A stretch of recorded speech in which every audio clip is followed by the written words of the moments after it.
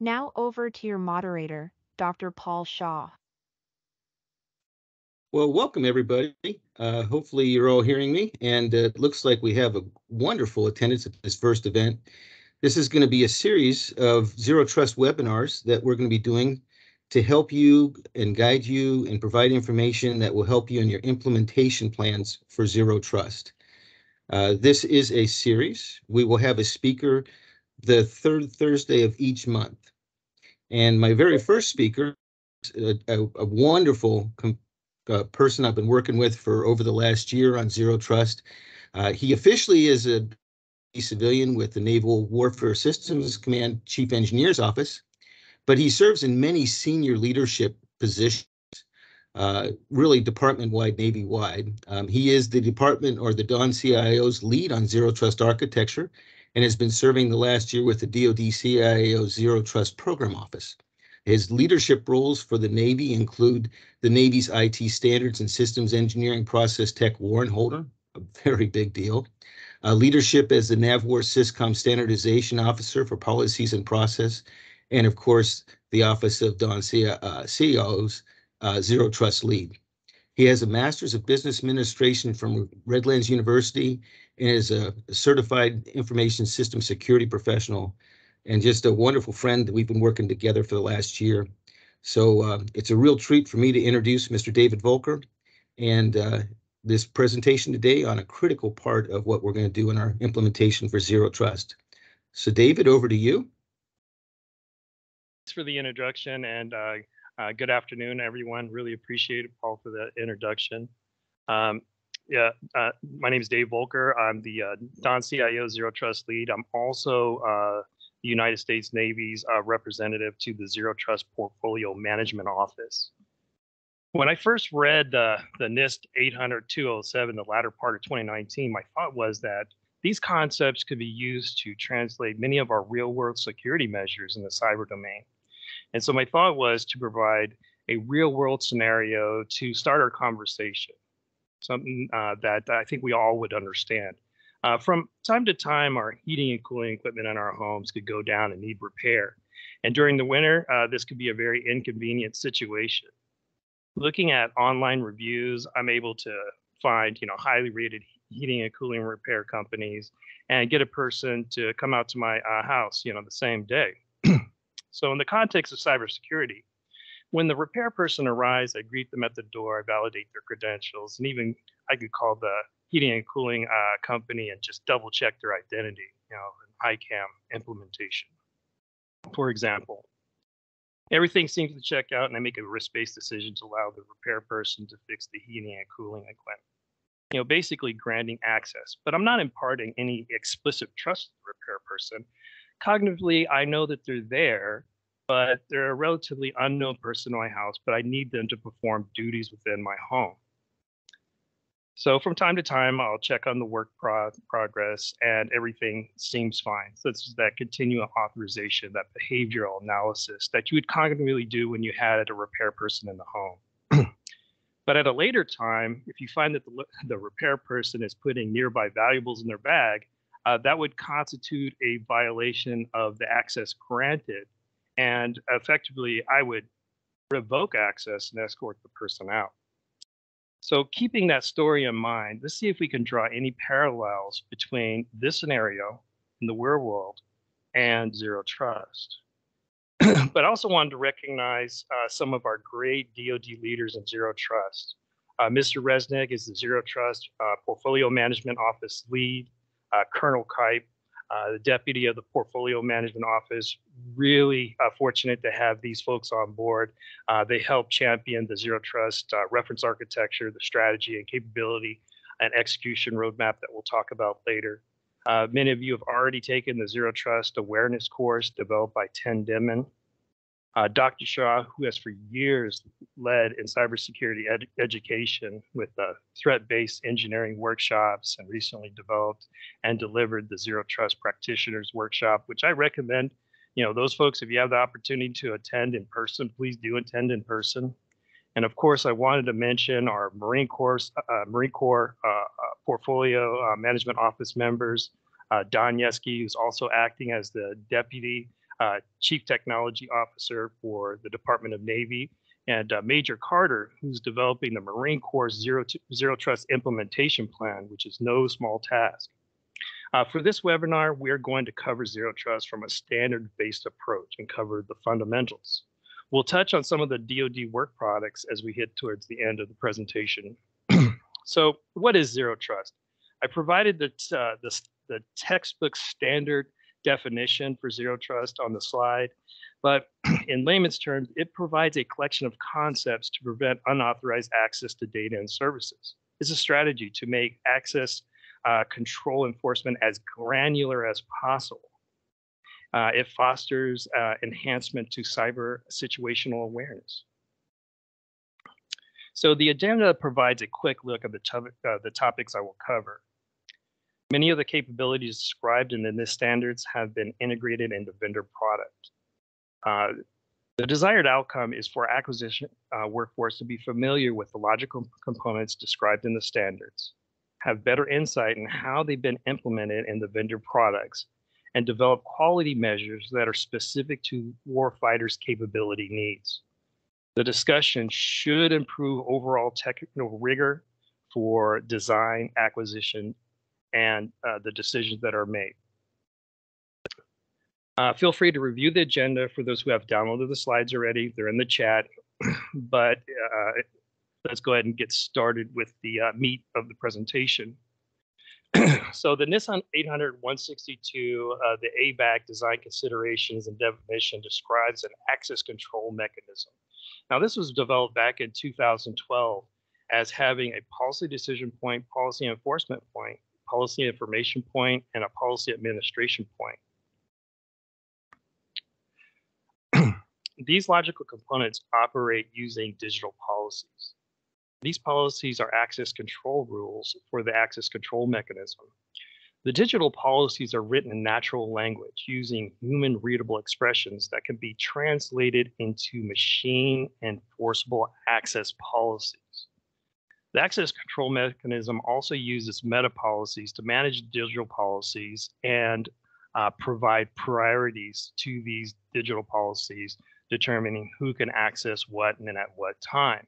They're much like our access control list that we've had in the past, where the highest access control list was enforced first, and those things that fell below that were ignored by typical routers in the past. This does allow us to take our legacy ACLs and translate them into guardrail digital policies and still maintain the intended enforcement priorities. The subject and persons or non-person entities that request access to objects or resources to the right of the PEP depicted here. Under ABAC, the PEP enforces the policy decision made by the policy decision point. The policy decision point will make a decision to permit or deny access to a particular resource. The policy decision point uses the meta policies to deconflict the digital policies based on the priorities that are set. So you can test these and make sure that the right prevailing decision is being made. The policy information point provides attributes and environmental conditions used in building digital policies. The environmental conditions could be based on time, user location, or current threat level. For instance, setting a condition that allows access only if the user is within the United States. The policy administration point is the user interface to create, manage, test, and update digital policies and meta policies. So as you're testing these policies and you're not achieving the right outcome as far as the digital policies, you can adjust these here, retest them, and ensure you're getting the expected outcomes. In the NIST 800-207, the operational requirements for the policy enforcement point have been updated. The policy enforcement point forwards access requests from the policy administrator or to the policy administrator and receives instructions from the policy administrator. The policy administrator sends permit and deny instructions to the policy enforcement point based on decisions made by the policy engine. According to the NIST 800-207, the policy administrator generates any session-specific authentication and authentication token or credentials used by a client to access enterprise resources. The NIST 800-207 also mentions the possibility of integrating the policy administrator and software-defined networking controllers. This may provide some increased command and control options when you use or implement these enhanced SDN solutions in your technical baseline. The policy engine is responsible for the ultimate decision for access to a particular resource or to revoke that access based on a change in the condition on the technical baseline and threats perceived against a particular resource.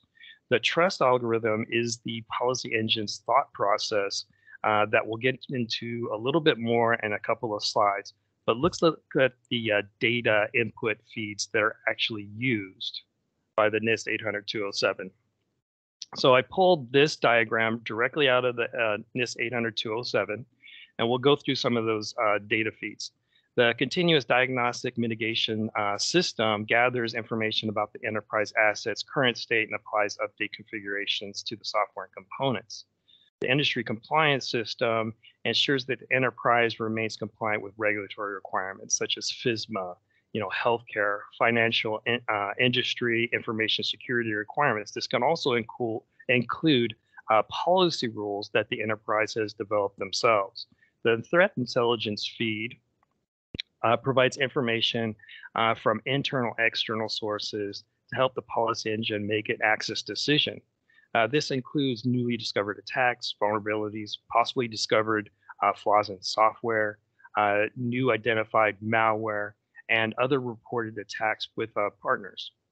The policy engine could be implemented to proactively isolate at-risk systems based on reported threat vectors. Network and system activity logs, access logs, network traffic, resource actions, and other events that provide feedback on the system's overall security posture. The data access policies, these are the attributes and rules access decisions are based upon. And ABAC, human developed these policies using a policy administration point. Under Zero Trust, it's possible for the policy engine to generate a dynamic policy based on a newly discovered threat vector to defend and maneuver the technical baseline to a better defensive posture with respect to that particular threat. These are policies that we write as humans are a starting point to provide basic access privilege for accounts, applications, and service within the enterprise. And this is just a depiction of the core logical components. I showed this diagram in the previous two slides as a progression between what was provided in 2012 from ABAC and then now what we see as part of the NIST 800-207. So getting into the trust algorithm, the criteria-based trust algorithm grants access simply by meeting all the conditions that a particular resource requires. The score-based trust algorithm computes a confidence level based on all the values for every data source, and some weights can be configured for those resources administratively. So a user's account requesting access, if their confidence score is higher than the weight is set, then access is granted. The singular trust algorithm treats each request individually and does not take into account the subject's history into consideration when making an evaluation.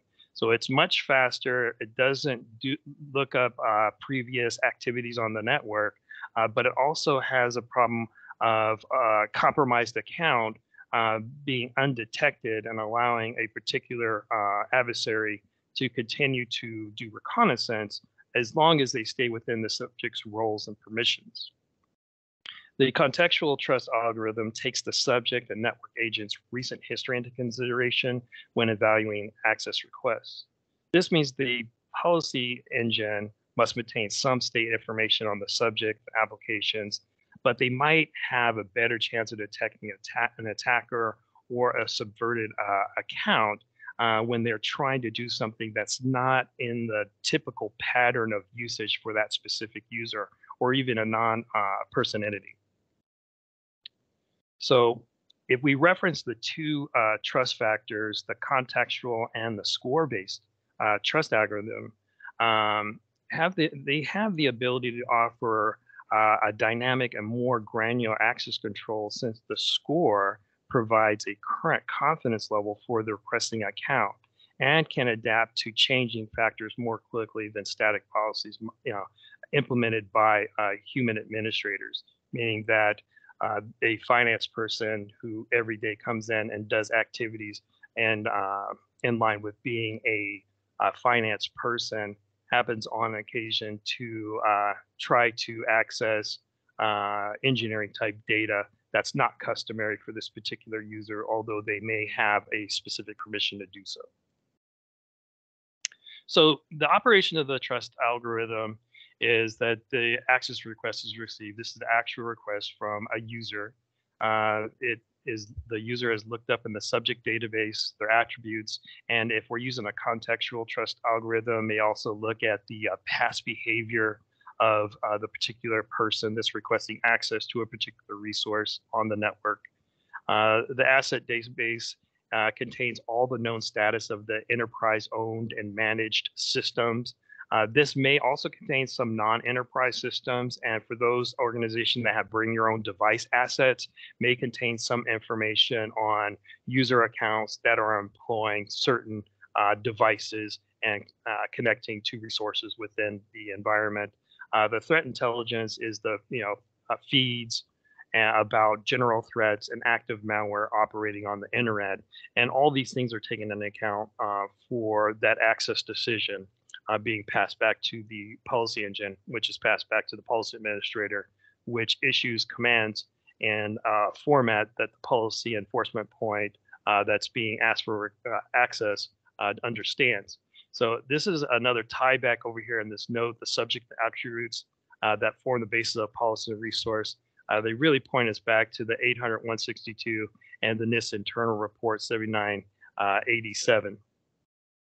And that's the policy machine features, architectures, and specification, if you guys are interested in it. So artificial intelligence, machine learning research for application in zero trust. So while I was taking the deep learning A to Z hands-on artificial networking course, I started to envision deep learning feed-forward artificial neural networks as a contextual trust algorithm implementation, such as identifying possible compromised accounts, leveraging what the SAN Institute terms as living off the land attacks, the usage of approved software to carry out reconnaissance and attacks against individuals in the organization. Something that our traditional cybersecurity systems today aren't going to be able to discern whether or not a piece of authorized software is being used maliciously.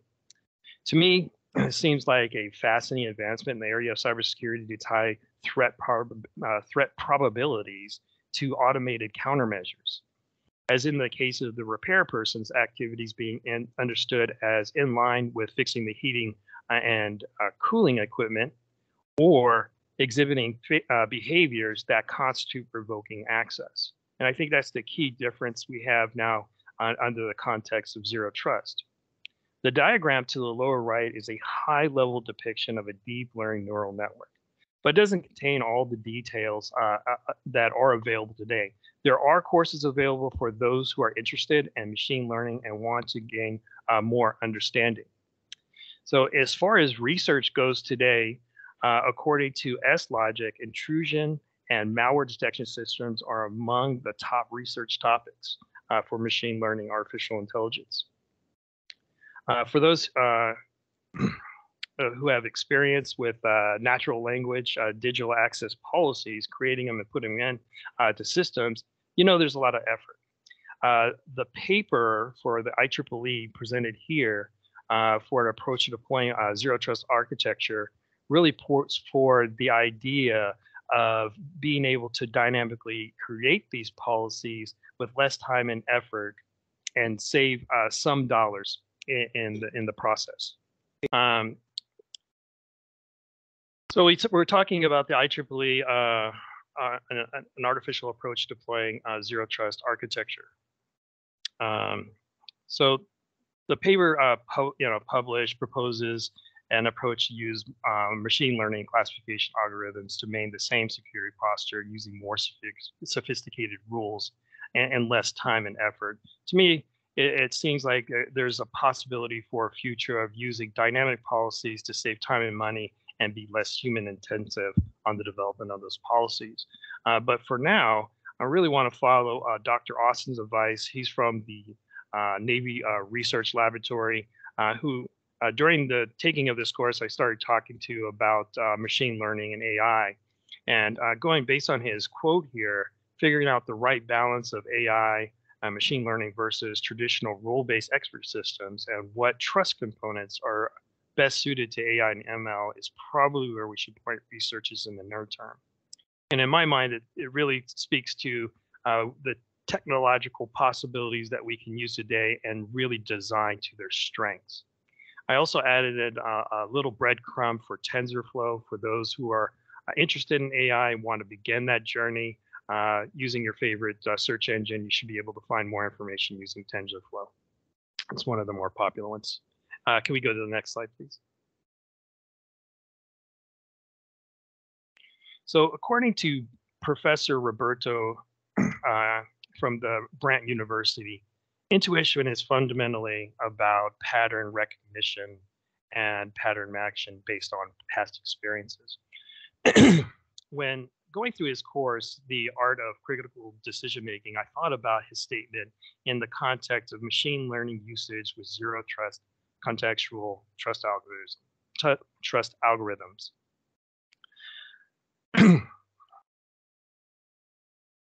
My thought was that it could be possible to use Carl Wick's 5-step process for commuting intuition decisions as a format to discover the factors that lead some of our brightest cybersecurity professionals to finding a compromise in our systems, document those factors, and use them as inputs into our deep learning networks.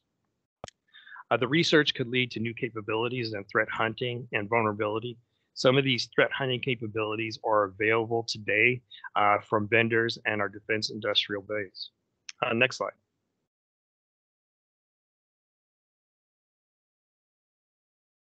So the device agent gateway model is best utilized for enterprise to have a lot of resources to manage devices and have a good device management program in place. We have as well as the ability to provide dedicated policy enforcement points. Some of the defense industrial base members have demonstrated the capability to conditionally stand up software-defined network data connections between users and resources. That include standing up session-specific policy enforcement points and session-specific application containers, such as a web app that allows authenticated authorized users to work with data resources. If you look at the diagram to the lower right there. This is completed only on the condition that a permit decision has been made. When the user session is completed, the session containers are shut down and network pathways removed. Next slide.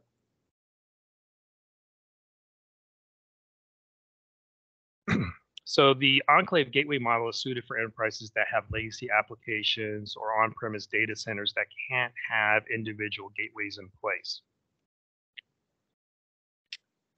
Next slide. So the resource portal model is more flexible for bring your own device systems. The main difference with this model is that there's no local agent that handles requests. So the enterprise may not have full visibility or arbitrary control over assets, as it can only see and scan them when they connect to the portal. So keep that in mind. And this will be the last example from the NIST 800-207 as far as the deployment options, which is the application sandboxes.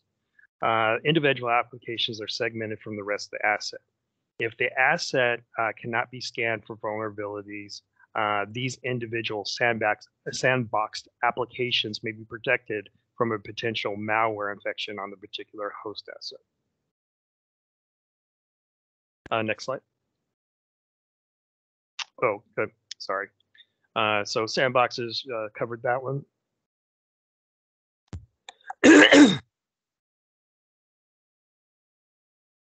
So I covered the application sandboxes. Can we go to the next slide? Apologize.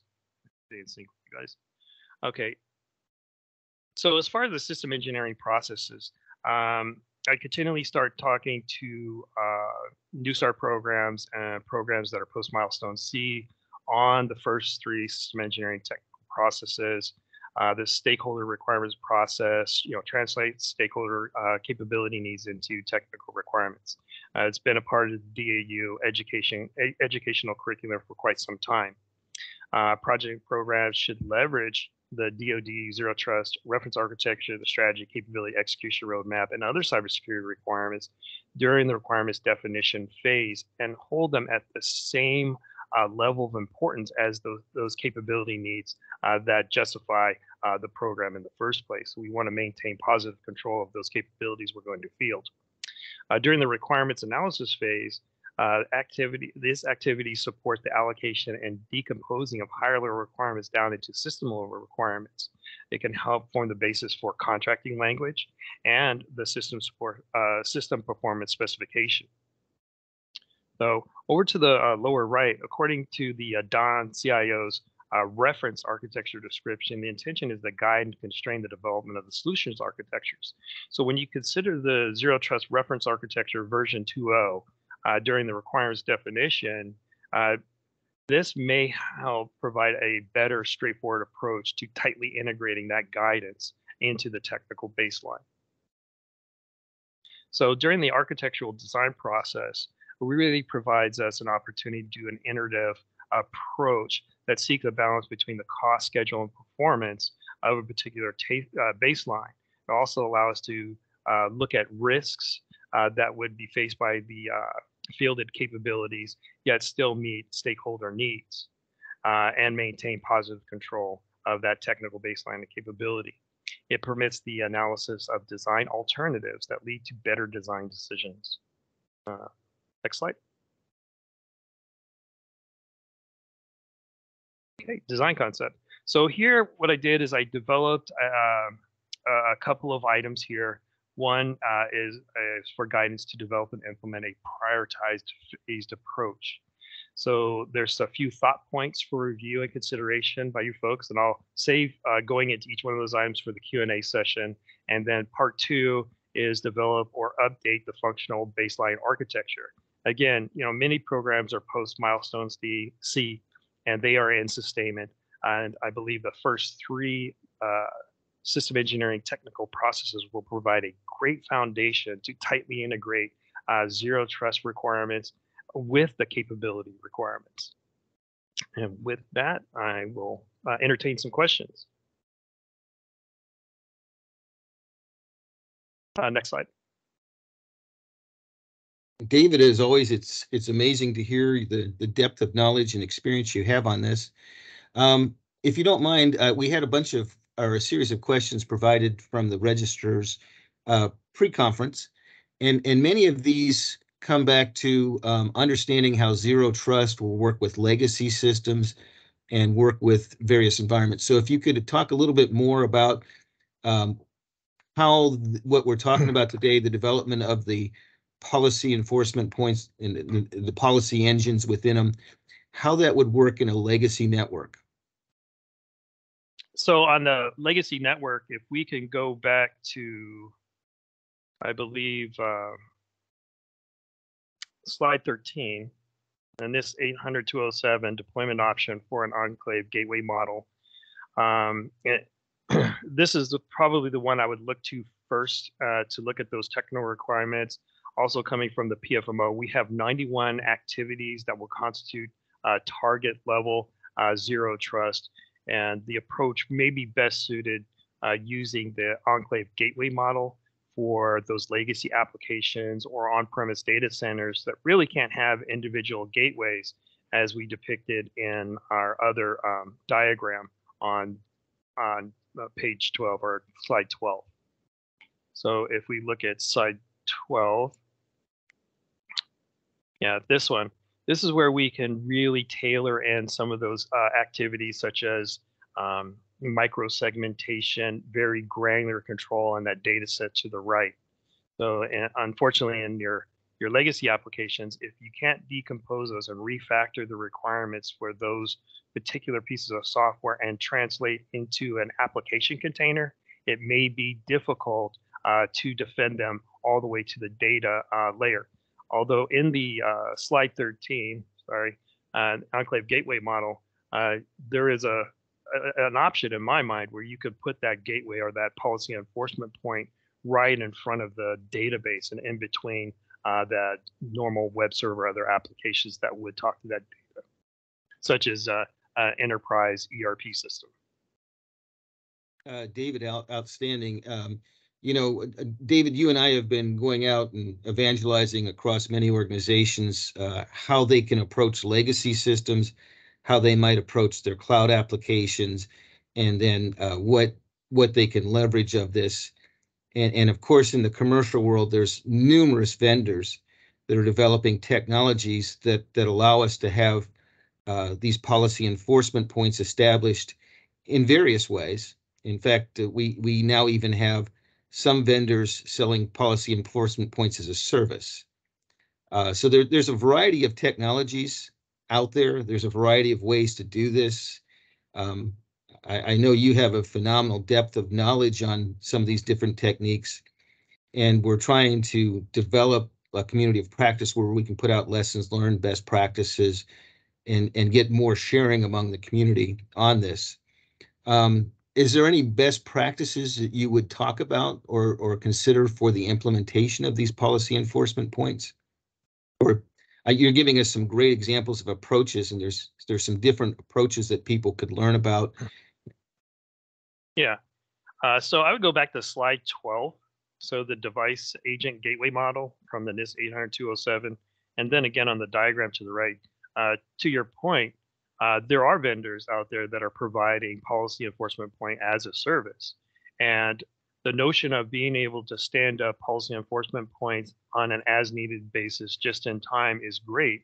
And I've seen other vendors go a step further, not only providing a policy enforcement point, as a service, but also establishing a one-to-one communication between that specific app that's required to be used and the data resource. So there's a lot of innovation and a lot of brilliant work being done in the area of cybersecurity under the moniker of Zero Trust. And really, I think we're moving in a really good direction. So having something that is provisioned and brokering a one-to-one user connection to a data resource removes the possibility of a rogue user being able to perform reconnaissance to find out where that data is at, since it's not going to be visible to the normal user on the network. It's going to be very specific session policy enforcement point or policy enforcement point stood up as a service, along with an automated trigger to Kubernetes or other application container management software to stand up an application container specifically for that user to facilitate communication and working with that data, and then removing those containers when the work is done. I think it's huge. And the encryption that goes along with that, the TLS 1.3 session encryption.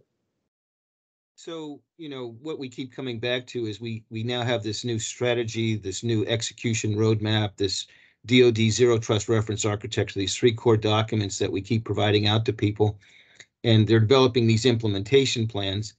And in the capabilities, the 45 capabilities that they're responsible for developing around the Zero Trust strategy, of course, 6.1 specifically calls out the policy decision point as a capability. And it seems like many of the other activities that they've done as far as user inventory, identity service, censoring their network and the status of their network, and the use of threat intelligence all come together at this policy decision point. The NIST document keeps describing this as the brains.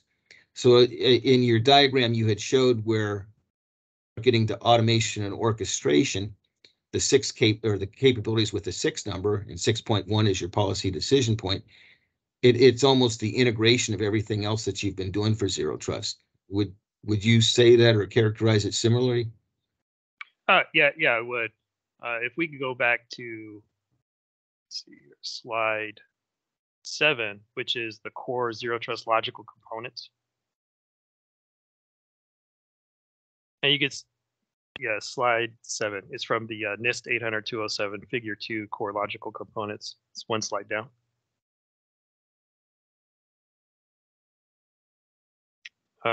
One more side, a couple more slides down. No, not up. No.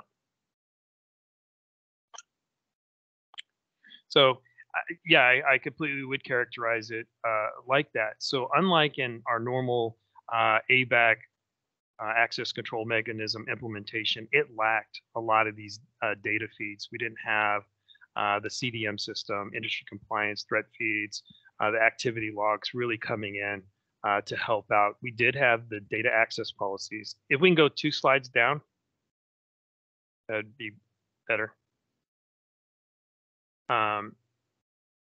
So in addition to pulling in management ID and PKI, we have these other data feeds coming in. We also have the SIEM system that's collecting information and being used. So it's more of a holistic approach to implementing zero trust controls and maintaining access control to our data and critical control systems. So some of the questions that we got in pre-session where people were trying to understand what this means to the enterprise, because it seems like we're creating something that is very powerful for authentication and authorization at a very small local level. But what would this do? How do we federate these back up for the enterprise, and what would it mean for the enterprise?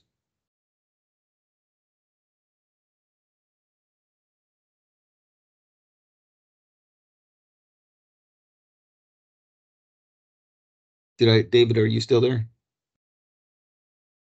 Yeah, sorry.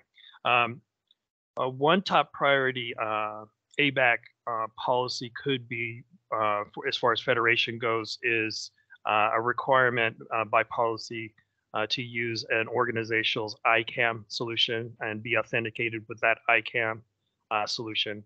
So if we had an enterprise naval identification system or a DoD-wide organizational identification system, I could write one top priority with meta policy saying this is the top priority that everyone accessing this particular enterprise resource here at the data plane to the right had to be authenticated using that particular system as a baseline requirement for even being considered for access.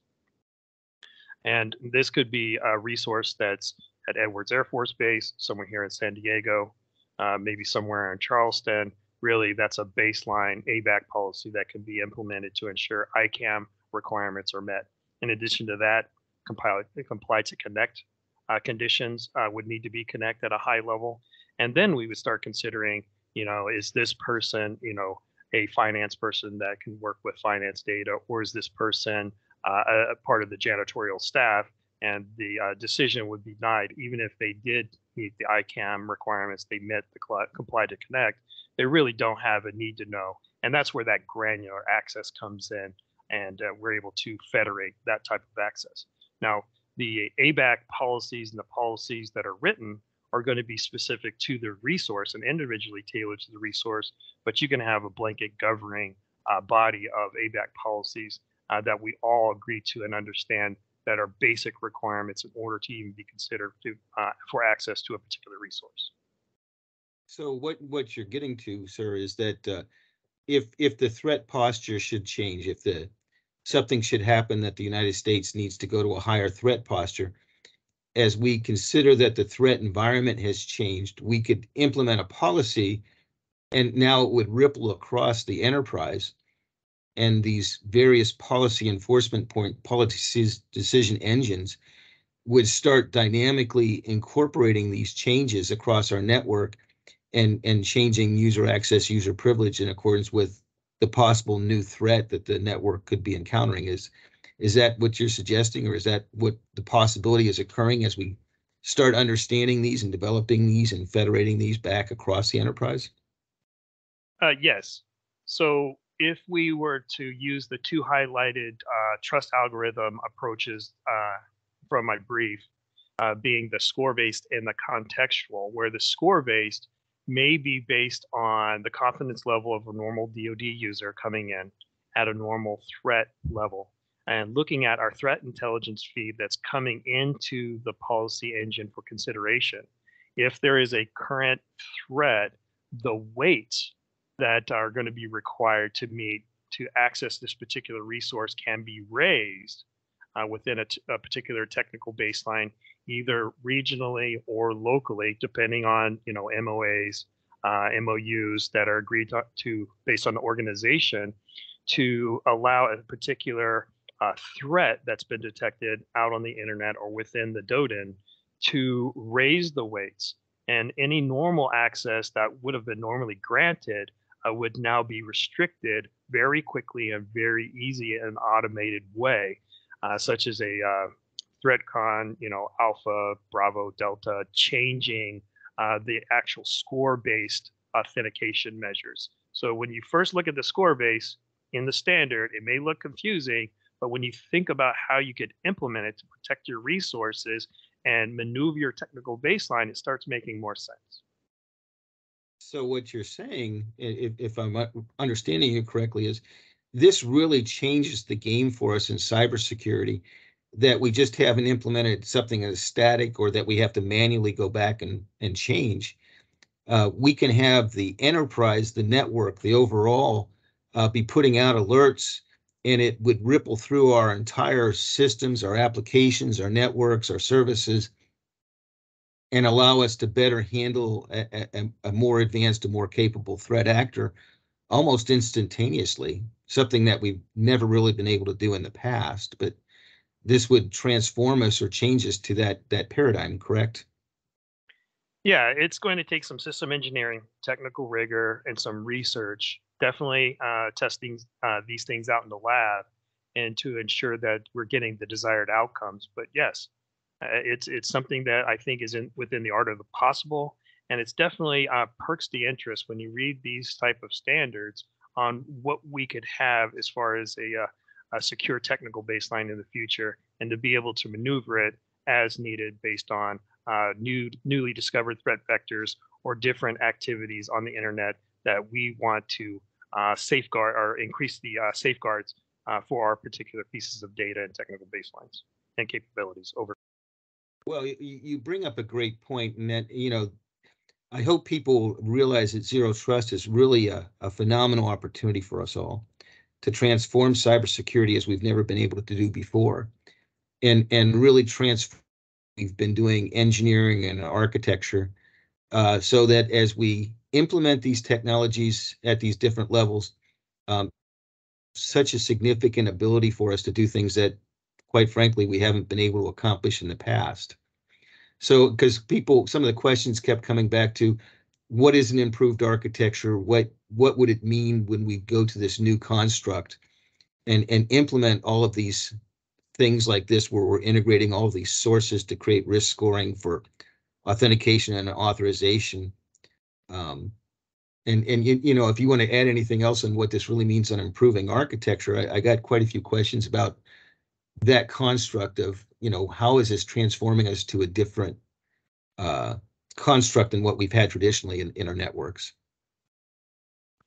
Yeah, so my experience in our networks and maybe a 15-year-old piece of information has been templates and me manually configuring at the command line switch router, adding access control lists, updating firewall configurations, to a centralized, computer network defense ability to create policies for firewalls and intrusion detection systems that I've all had to manually test myself and develop myself.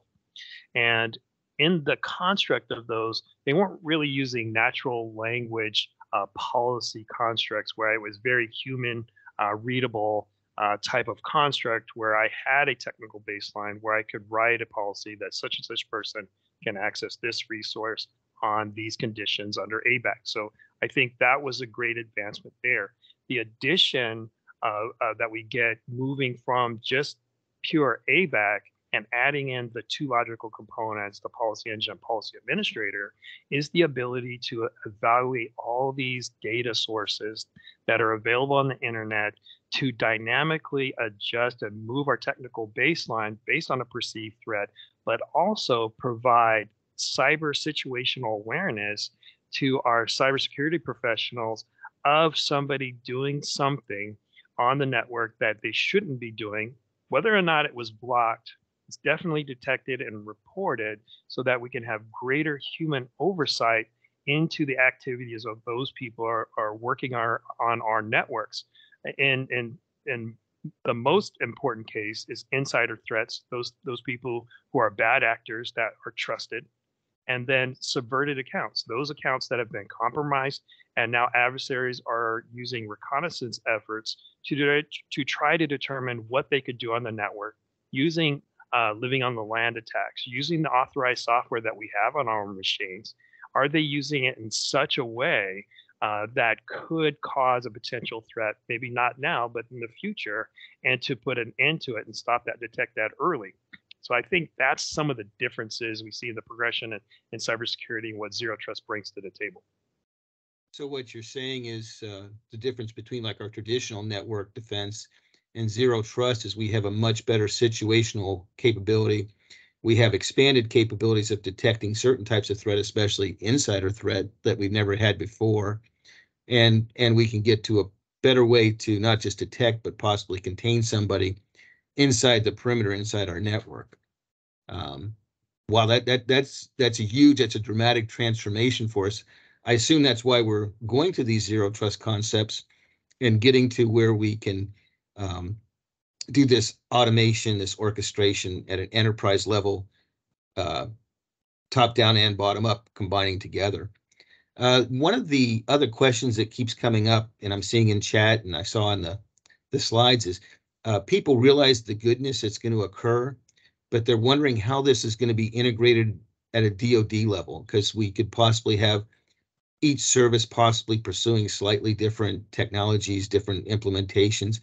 So what's the best way to keep this at a DoD level and make sure that everybody can share the goodness or can leverage the efforts that each group does? Yeah, I think working with the PFMO, so I mentioned Mr. Resnick and also Colonel Kipe, and also our Marine Corps and CTO staff that are working at the PFMO level with the DoD CIO. I think participation with the folks within your components and services that are working with the PFMO and getting into some of their sub-working groups and also participating in lessons learned. We do have at the PFMO level technical exchange meetings where we can share our success stories, our lessons learned, things that are working for us, and vendors that seem to be providing a lot of success for particular services over other vendors that may not be implementing the standards-based approach as well. They maybe have some value-added capabilities that the standards don't mention that we should be aware of and might be beneficial for us to move forward with. But yeah, communication and participation with the PFMO. So I would encourage all those folks to get with your service and component level representative for the PFMO and see how you can participate in some of the work we're doing at the DoD level. From a system engineering approach, on slide 17, I did provide some design concepts there to think about. Some of the suggestions within industry is to start out small with your Zero Trust implementation, identify a data source that you want to protect, and then start building out and architecting the defenses from that particular resource. So under the develop and update your functional architecture, identify at-risk resources. Now, this could be maybe a PAO resource that's a public resource, but you can use it as a test bed to determine, how implementing Zero Trust in your environment is best for your system engineering team, and then applying that to more critical items as lessons are learned, tools and confidence with some of our defense industrial base members is gained. Define those mission outcomes, map the flows, architect from the inside out from that particular at-risk resource. adhere to the Zero Trust basic tenets. For those people who downloaded the slides, I copied those in the backup slides. How much visibility is required to detect threats in that particular resource. If we start testing with a public website, we can start seeing, who's coming in, who's coming out, and then understanding what kind of command and control is required to enforce those permit and deny decisions once they're made. Test those ABAC policies. Make sure you're getting the outcomes. Are the meta policies correctly setting your priorities?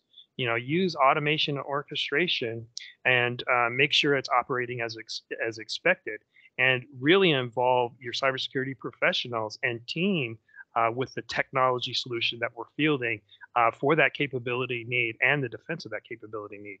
Does that help? Absolutely. Now, one of the questions that's come up is, are we only talking for IT and software, or does what we're talking about extend? And oh, by the way, for this question, I think the webinar next month will further go into this and complement what you've been putting out. But if you could comment on does this apply to our other systems, our critical infrastructure, our weapon systems, our control systems, or does this just apply to our IT systems, and is this software only? So it applies to all of the systems. All the systems are at risk for compromise. So it is the last thing that a vendor, let's say a manufacturer like Ford or GM, to have their production facility shut down in the middle of operation. That will cost a huge amount of dollar cost. Within the DoD, we think weapon systems, other industrial type of controls that need defense, and the implementation of Zero Trust for those need to be tailored and go through the system engineering process, understand what those industrial controls are and other capabilities that we have for warfighting, and ensure that we implement a Zero Trust implementation that balances the effective use of that capability, safeguarding the positive mission outcomes that are desired with the ability to protect and defend that particular capability in the cyber domain. So it's applicable across the board, and I would ask lead system engineers for programs to take into consideration all of these capability requirements that are in the execution roadmap provided by the PFMO. Now that you have some of the fundamentals on how this stuff came about as far as a standards-based approach, and how those capabilities and activities from the PFMO really describe a firm and healthy foundation for a Zero Trust implementation, and how best those serve that capability that you're providing to the warfighter. Outstanding. So, by the way, we will be continuing that discussion in the webinar next month with Dr. Arab Jacobson. I think you'll find his presentation very complimentary to what you saw today. I mean, David, you've done an exceptional job of helping us get into a core piece of what we're going to do for Zero Trust. And one of the other questions that keeps coming up, and I realize we don't have too much time left, but how do you see this fitting in with some of the other processes that the DoD is requesting of programs like the risk management framework or the cyber resilience requirements with the CSAs? How do these all fit together? So the good news is that Zero Trust capabilities and activities align a lot with some of these other cybersecurity controls. Within NAVWAR, our group working under Brian Denny with Steve McPhillips have done the work to look at all these controls for cybersecurity from the 853, cyber survivability, RMF, and translated those into technical requirements, basically doing that requirements definition process that I spoke about before on slide 16. And they have these available. And I believe that our technical advisory board, our cross-SysCom chief engineers have signed off on this performance spec for cybersecurity. And I believe we reach out to those folks to be able to get those.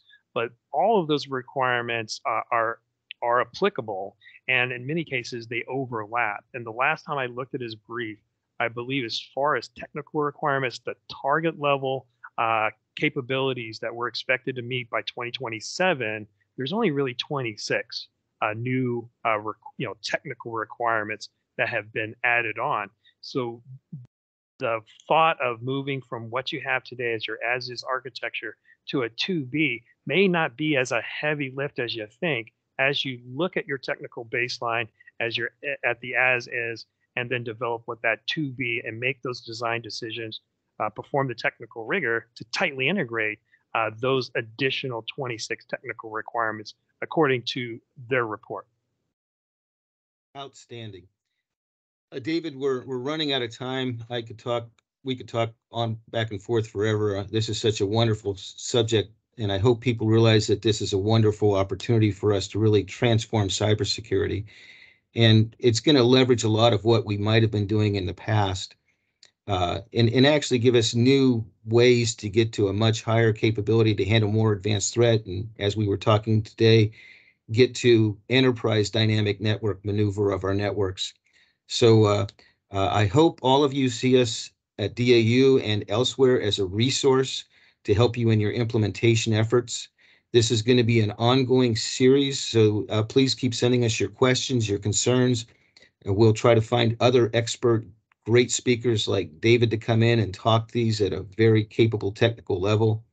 We're getting many of the leaders in this field to be in this webinar series that will be on the third Thursday of each month. So we look forward to working with you, providing information out to you, providing workshops. We're also planning symposiums and summits on this. So with that, I'm going to end this. Thank you so much for attending. And if there's any way we can help you, keep sending in your questions. There was a lot of wonderful discussions I was seeing in the chat. So Christy, I'm going to turn it over to you to close this out, please.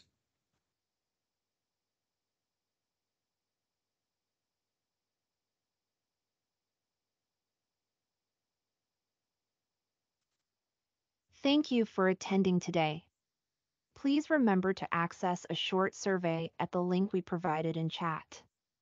After the survey, you can request a certificate which you can use to request one continuous learning point for attending today. Follow your organizational guidance regarding requesting CLPs, and remember, CLPs for DAU events will not post automatically to your CL transcript and must be requested separately. A video of today's event will be available at the event page. Registration is now open for next month's Zero Trust webinar. Register now at the event page. DAU is much more than what you see in the classroom. We offer consulting, coaching, customized solutions, and executive support. Visit Consulting Services for more information. And if you have ideas for future speakers, send us an email to events@dau.edu. DAU offers a variety of open enrollment workshops every month. Visit the virtual campus to see available workshops and other events. DAU offers a variety of open enrollment workshops every month. Visit the virtual campus to see available workshops and other events at dau.edu. That concludes today's event. Thank you for visiting DAU. Have a great day.